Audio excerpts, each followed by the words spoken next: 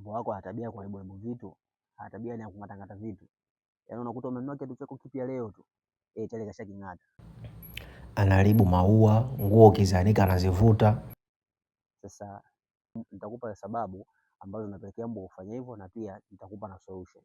Make sure umenifollow, umesave video hii, pia umeshare video hii kwa watoto ambao wanapenda mbwa, tuendelee kujifunza kuhusu mbwa.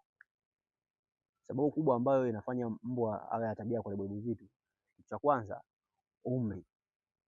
Unakuta mbwa ni mdogo, kwa hiyo anakuwa na tabia michezo mingi, ndio maana anakuwa anafanya hivyo. Sababu ya pili, mbwa anakuwa mpweke, anakuwa bored, anakuwa ni hana kitu cha kufanya, ndio maana anakuwa anafanya hivyo.